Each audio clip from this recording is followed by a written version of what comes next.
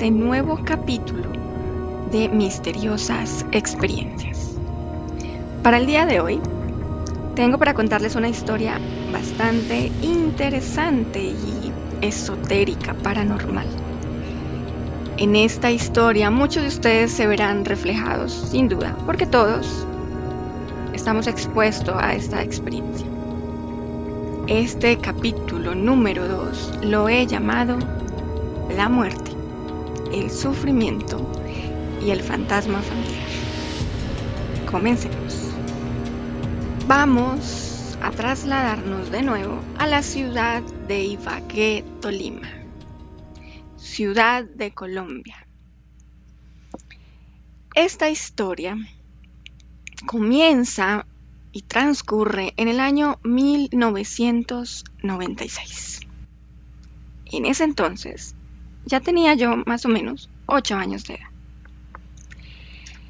Para ese momento de mi vida podría decir que era una vida perfecta, una vida feliz, una vida que todo niño a esa edad quisiera tener, una vida fascinante, con miras a un futuro muy prometedor. Mi padre, quien era un hombre físicamente muy atractivo, muy llamativo, era alto, fornido, era grande. Era de esos padres que cuando tú eres niña la ves muy grande, invencible e imparable. Su personalidad muy arrolladora, un hombre muy alegre, carismático, muy tierno, amoroso, sin fin. Un excelente amigo, un muy buen hijo y el mejor padre del universo. Para entonces, teníamos una vida normal. Salíamos de paseo, compartíamos en familia, teníamos una vida muy feliz, pero con muchas restricciones por la condición económica. Sin embargo, para mí eso era algo que no tenía valor. Para mí tenía valor estar con ellos, compartir una tarde soleada comiéndonos un helado, no sé, en la plaza de la ciudad, salir a comer algo normal, pero disfrutar de su compañía, de su alegría, de las bromas constantes que mi padre estaba enseñado a hacernos y sobre todo mi madre. Recuerdo que en esos compartir, en esas vivencias, en esos viajes que hacíamos por carretera, mi padre siempre tuvo una postura muy misteriosa respecto a la vida y a la muerte. Él hablaba con mi madre de muchas cosas y los dos tenían una sintonía por lo paranormal, muy parecido a lo que a mí me gusta. Creo que lo heredé de ellos. Entonces ellos hablaban de la muerte, de qué sucedería después de la muerte, de que si existiría ese tan llamado y tan nombrado paraíso. Siempre se preguntaban qué había más allá de la vida. Bueno, y si había algo en realidad. Mi padre siempre, recuerdo, dentro de su manera de ser jocosa, así alegre, bromista, le decía a mi madre constantemente que el día que él muriera, y si quería rehacer su vida amorosa, sentimental, digamos que tenía su aval, por decirlo así, pero que siempre cuidara de nosotras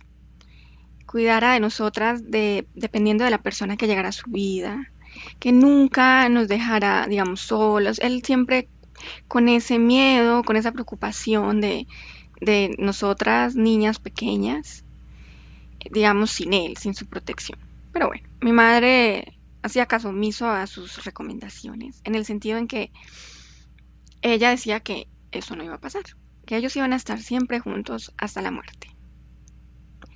Y les cuento esto porque la relación de mis padres fue una relación de esas de película. Esas relaciones donde el amor emana, donde el amor brilla por todos sus poros, por sus ojos, por su boca, por sus oídos. Así eran ellos.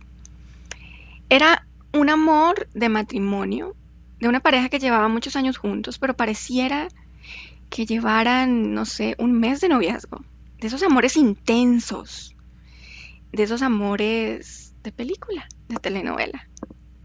Eso viví yo en mi casa, un amor expresivo constantemente, un amor sincero, un amor verdadero, por supuesto, como todo en la realidad, con sus problemas, con sus situaciones que arreglar, con sus discusiones, pero nunca más allá de una discusión de palabra, de desacuerdo y simplemente de diálogo y de volver a acordar. Así era la relación de ellos. La relación era tan intensa que nosotros, los niños, debíamos presenciar constantemente sus demostraciones afectuosas de amor. Y lo digo con gracia porque para mí era hermoso.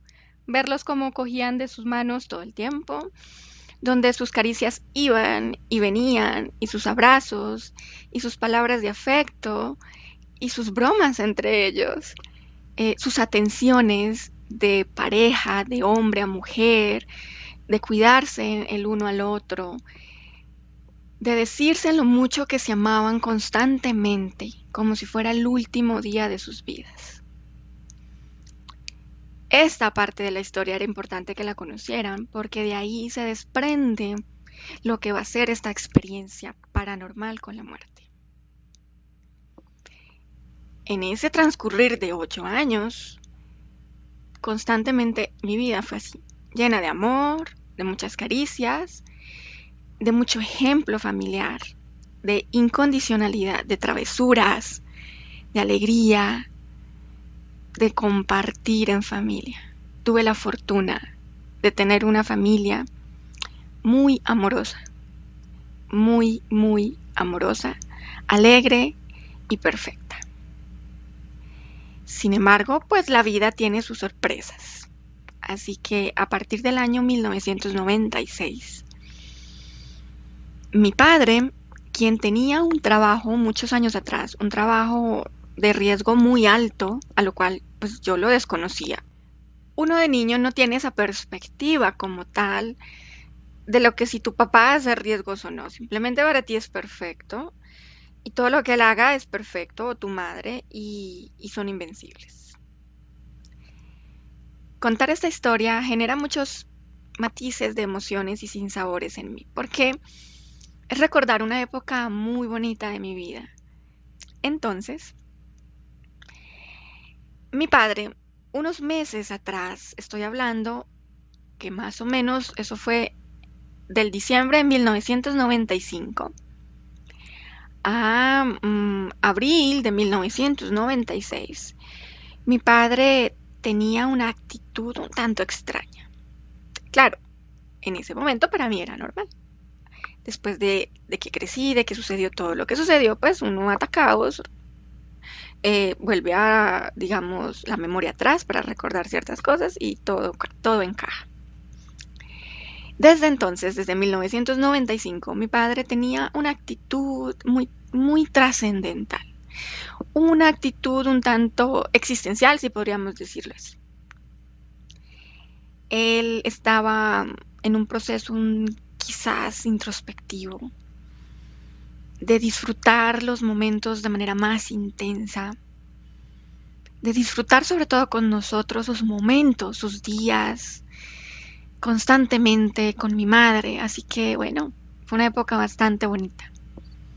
Entonces, recuerdo que unos meses, ya digamos a principios del 96, mi padre comenzó a cumplir esos sueños que quizás por la situación económica eran un tanto imposibles de cumplir. O no imposibles, pero se demorarían en la línea del tiempo. Nos empezó, digamos, a satisfacer esos gustos, esos caprichos de niño, de niña, esos caprichos de esposa, de tener ciertas comodidades en casa, y se esforzó mucho por cumplir cada uno de esos deseos. Recuerdo mucho que a nosotros nos regaló en el entonces, yo sé que los niños de ahorita no lo van a entender, pero eran los videojuegos vintage. Es decir, para nosotros era lo último, los Atari. Sé que quizás hay unos más atrás de esos, pero a nosotros o a mí me tocó experimentar la época del Atari. Nos compró este juego, que en ese entonces era un lujo tenerlo. Y para nosotros era casi increíble que lo tuviéramos en casa. Nos empezó a llenar de detalles, de regalos así especiales, específicos que siempre habíamos querido. A mi madre eh, le compró muchas cosas que ella quería para la casa, ¿sí? Le compró comodidades, cosas que ella quería utilizar, que en el entonces era la última tecnología, bastante costosas. Él le complació sus caprichos y a nosotros igual. Compartió sus últimos momentos de manera muy intensa, pero muy, muy alegre. Una de las cosas que nunca voy a olvidar es que mi padre le regaló a mi madre un juego de libros, literatura paranormal. Muy existencial, muy paranormal, muy esotérica. Uno de esos libros se trataba de la muerte específicamente. Recuerdo que el título, si no estoy mal, era Lo que hay más allá de la muerte. Bueno, adicional a eso, unos años más tarde, yo me enteré que mi padre había hablado con la familia materna, la familia de mi madre, para recomendarnos. Es decir, es como si él hubiera estado planeando nuestro futuro, o por lo menos asegurándolo, para que fuera un poco mejor. Ahora, volvamos a 1996, a finales del mes de abril aproximadamente. Mi padre tenía que ir a su trabajo de alto riesgo y recuerdo que él llega con mis tíos que lo iban a acompañar también en esto que tenían que hacer, que en realidad desconozco totalmente. Em, esa noche compartimos, esa noche comimos muy rico, nos reímos, pero mi madre tenía un presentimiento y mi madre no quería despegarse de él, y despegarse literalmente, como si estuviera pegada a él.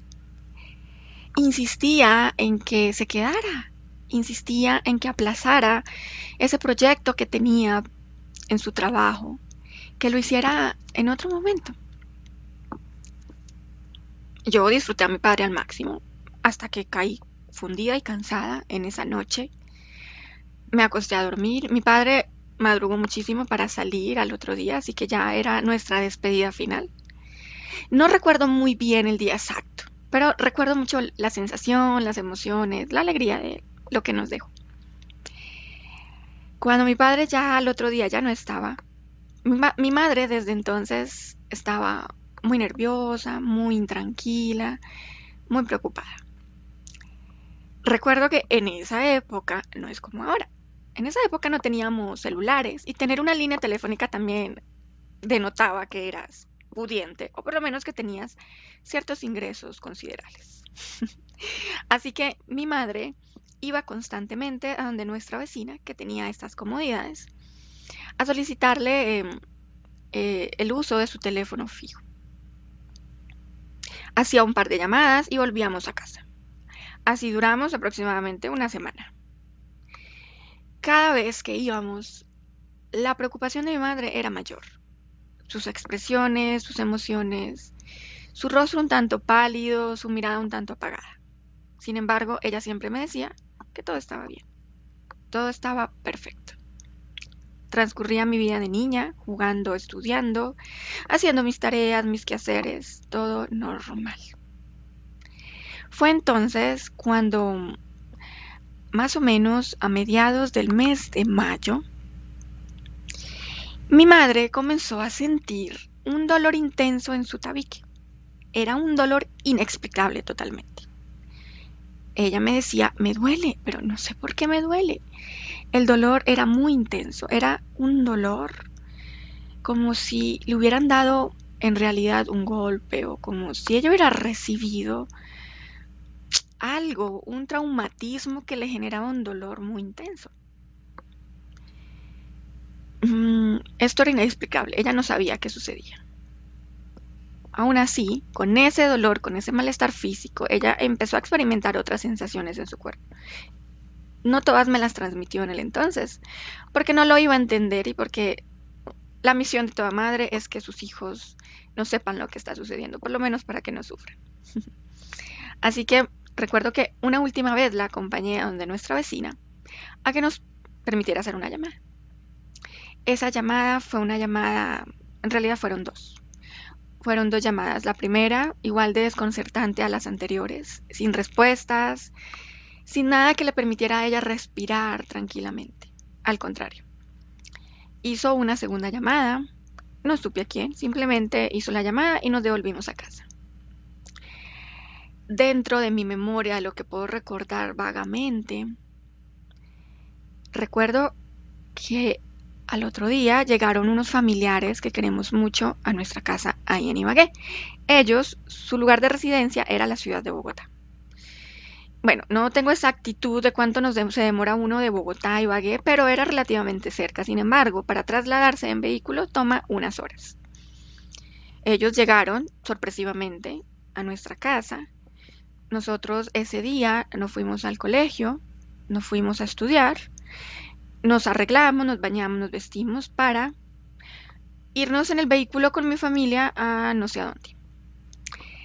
Llegamos a este lugar que yo sé que muchos colombianos recuerdan, que eran cabinas telefónicas públicas, bueno, de uso público, donde tienes que pagar, obviamente, por el servicio, y se llamaban Telecom.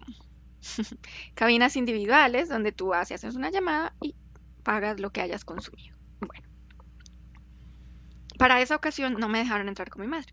Me quedé con uno de mis familiares afuera y con mis hermanas nos quedamos afuera de este lugar. Y mi madre ingresa a hacer otra llamada. Entonces, todo cambió.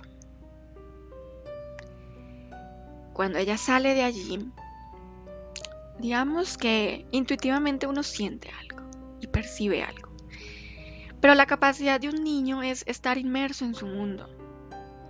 Que pese a lo que esté pasando afuera, se mantiene, o por lo menos yo, lo hablo por mí, me mantuve en un estado de normalidad dentro de la extrañez de lo sucedido.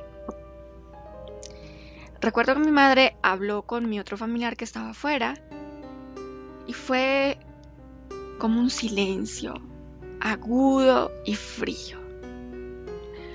Un silencio de esos que no nos gustan. De esos que detrás del silencio viene algo. Algo que va a cambiar tu vida para siempre.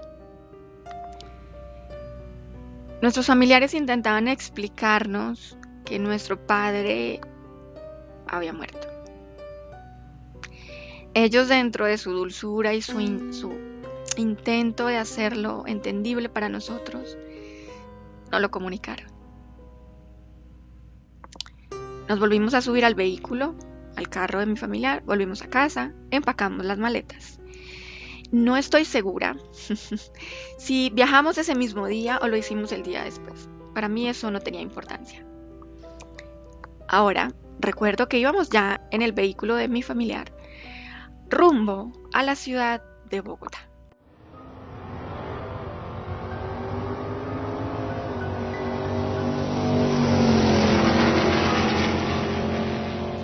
Bogotá significaba para mí una ciudad extraña, interesante, pero no tanto como para vivir en ella. La capital de nuestro país. Una ciudad bastante fría en el entonces, no como ahora. Ahora su clima ha cambiado mucho. Pero antes era frío, frío helado. Era un frío lacerante para mí, o por lo menos así lo percibía yo. Era un frío de esos que se te mete por los huesos. De esos que cuando respiras duele. Y que si vas a salir a jugar, no importa si está haciendo sol radiante, debes salir abrigado. Porque igual hace mucho frío. Así era Bogotá para mí. Viajamos allá. En el camino recuerdo que mis familiares y mi madre intentaban explicarnos el por qué el viaje tan intempestivo. No tengo muy claro lo que nos dijeron exactamente, pero mi madre no paraba de llorar. Fue un viaje, de esos viajes que no quieres volver a repetir, o por lo menos no en las mismas condiciones. Un viaje triste, un viaje en silencio, un viaje sin nada que decir. Estaba inmersa en lo que nos habían dicho, pero no entendía lo que nos habían dicho. Solo veía a mi madre llorar. En ese camino a Bogotá, que fue totalmente eterno para mí, ya lo habíamos hecho muchas veces. Habíamos viajado con mi padre y mi madre muchas veces a Bogotá. Bueno, muchas, si no soy exagerada, no lo sé, era una niña. Pero el camino siempre había sido agradable, alegre, feliz. En esta ocasión no. Fue un camino, como ya les dije, un tanto triste y sobre todo eterno. Se me hizo muy largo. Así que no fue de esos viajes de paseo agradable. No. Llegamos a Bogotá. eh, Nos quedamos, obviamente, a dormir unos días donde esos familiares que vivían allí. Mm, Esos días que estuvimos en Bogotá, no tengo exactamente en mi memoria los días exactos, si fueron días, semanas o meses, creo que fueron días. Mi mamá estuvo en constante entrada y salida hasta que ya fue como decisivo, ella decidió que nos íbamos a ir para Manizales, ciudad de Manizales.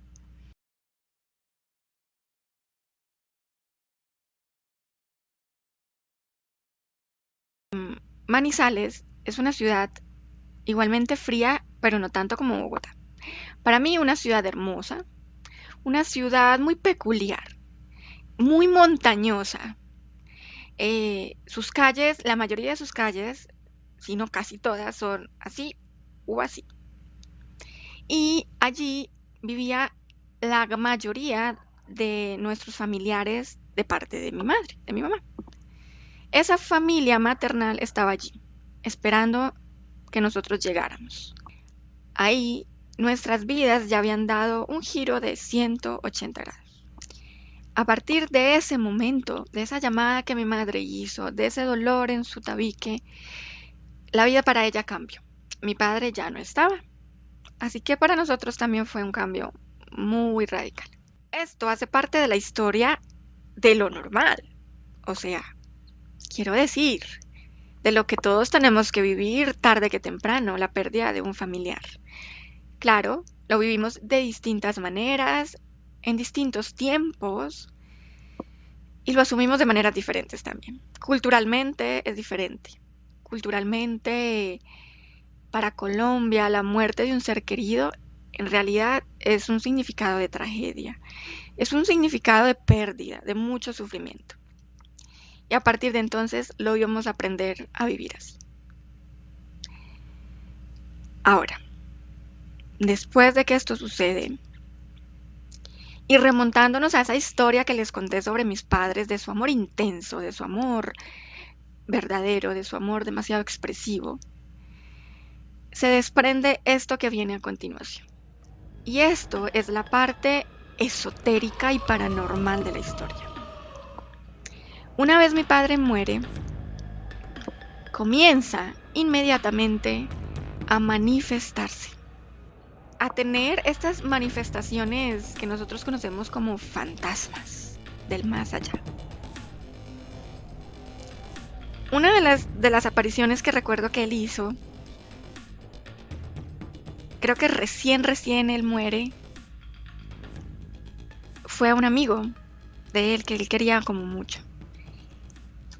Este amigo se comunica con mi madre para contarle la historia, que días atrás del suceso del fallecimiento de mi papá, él había discutido con él, porque mi padre le había pedido, le había solicitado que le prestara dinero. Mi padre, aunque era una persona muy alegre, aunque era una persona muy amorosa, muy jocosa, era una persona de temperamento fuerte, es decir, se enojaba. Y cuando se enojaba, se enojaba. Así que cuando él solicita al amigo que le preste este dinero y el amigo le dice, no tengo dinero, es que no te lo puedo prestar, mi padre se enoja con él. Y terminan discutiendo. Mi padre termina yéndose del lugar donde se habían encontrado y terminan enojados. Cuando mi padre muere, muere enojado con él. Así que una de esas primeras apariciones que hizo, que no sé en realidad si fue la primera, pero fue una de los primeros que yo escuché, fue a este amigo. El amigo le cuenta a mi madre que él estaba ahí en su casa, descansando en la sala de estar, Y él siente que golpean la puerta y abre, y era mi padre. Lo veía vestido de blanco totalmente, muy alegre como siempre, con la sonrisa en su cara. Y pues el amigo lo deja entrar. Era como algo normal. Resulta que este amigo ya sabía que mi padre había muerto. Fue una noticia que en el trabajo impactó a muchos. Pero en ese instante él olvidó totalmente que mi padre estaba muerto. Lo deja entrar. Mi padre lo saluda como era habitual y él también, con sonrisas y todo. Y hasta el amigo le dice, pero tú no estabas enojado conmigo, te fuiste furioso ese día. Fue entonces cuando mi padre le sonríe y el amigo recuerda. Comienza a sentir un miedo imparable en todo su cuerpo. De esos miedos que te paralizan. De esos miedos que no puedes hacer nada. Solo temblar. Recuerda o recordó que mi padre estaba muerto. Cuando él recuerda, mi padre no hace sino sonreír. Y este amigo se tapaba los ojos, hacía algo así como no, con sus expresiones colombianas, no, váyase que usted está muerto, váyase usted que está muerto, ¿usted qué hace acá? Así que mi padre da media vuelta y camina hacia la puerta y se va. Esa fue una de las primeras, digamos, de las que yo recuerdo de las historias de sus manifestaciones después de la muerte. Sé que hay muchas otras apariciones que hizo a mi familia, a mis primas, a mis tías. Y de este capítulo se desprende otro capítulo para continuar la historia. Esta solo ha sido una de las experiencias que él manifestó después de su muerte. Esta fue quizás la primera. Hay cientos de ellas.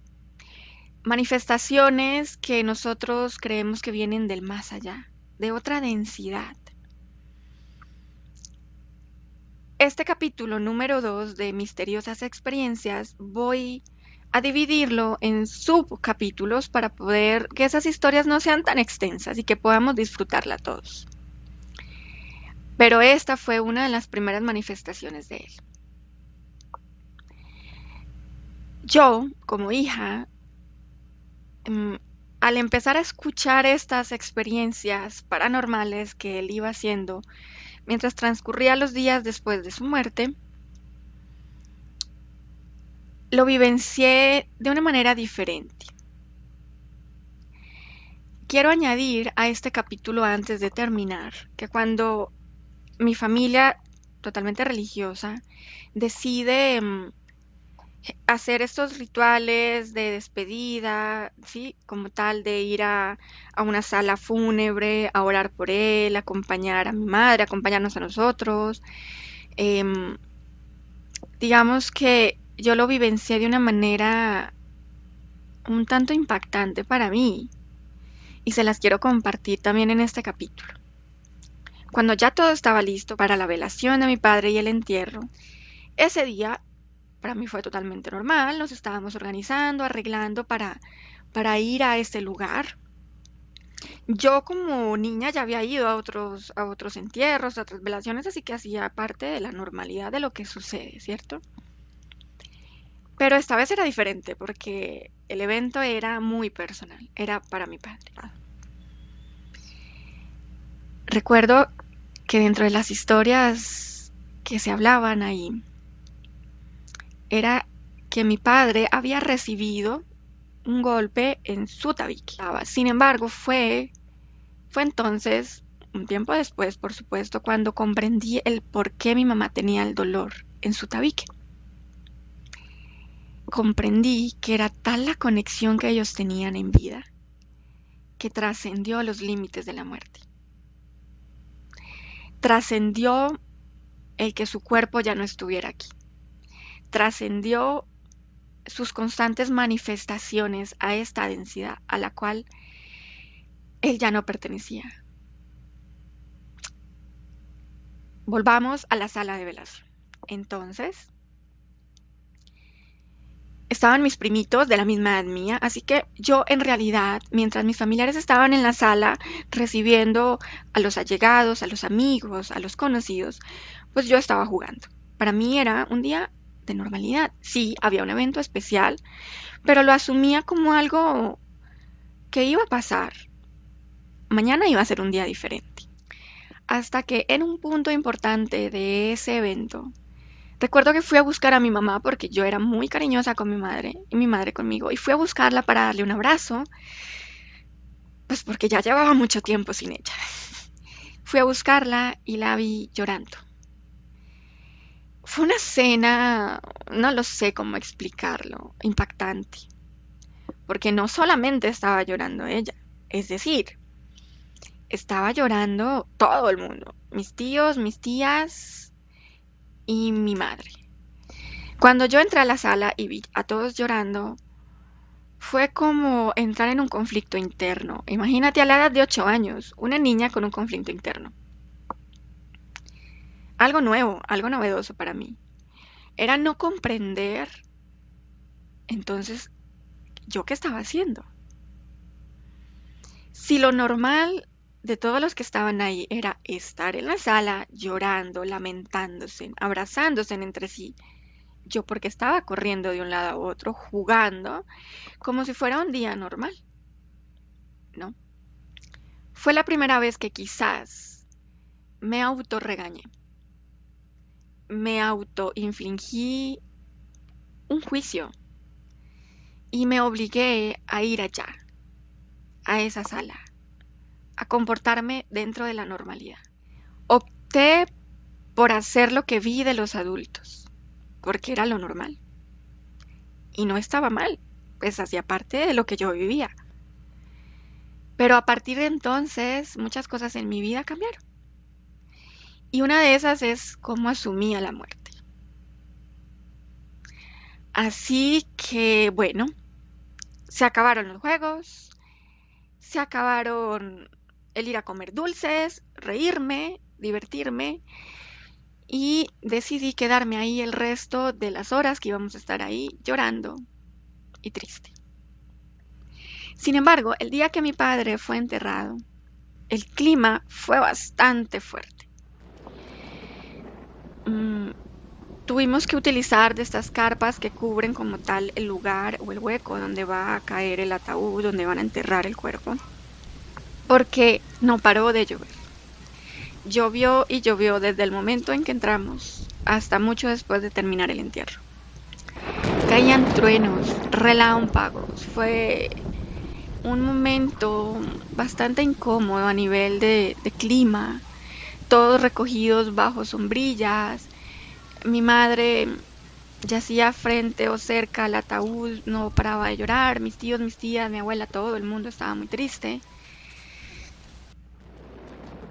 Yo, aunque no estaba llorando a lágrimas, pues decidí ponerme triste. Decidí crear en mí energías de mucha tristeza. Recuerdo que uno de mis tías decía, esto es injusto, él no debía morir.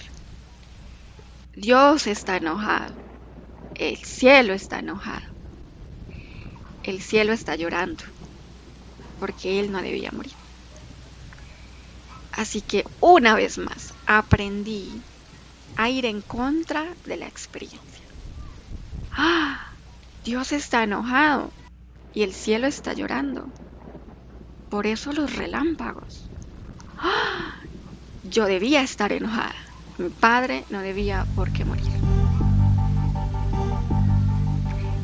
Así que de esta manera concluimos este capítulo de misteriosas experiencias de la muerte, el sufrimiento y el fantasma familiar. Esperen el próximo capítulo de esta historia que continuará. A partir de este momento, hasta finalizar este capítulo, no haremos la sesión de investigación de mi campo personal, sino hasta terminar esta sección como tal, este capítulo de esta historia un poco fantasmal, de apariciones, de muerte, de dolor y de sufrimiento. Así que espero hayan disfrutado conmigo este capítulo. Y si me puse un tanto emotiva, espero no los haya puesto a ustedes también ahí a lagrimear un poco. Hasta aquí terminamos este capítulo. Gracias por acompañarme. Disfrútenlo. Y como siempre, déjenme por ahí sus comentarios. Nos vemos dentro de poco. En la siguiente sección de este capítulo, de esta historia tan misteriosa. Continuará. Que tengan un bonito día y un fuerte abrazo.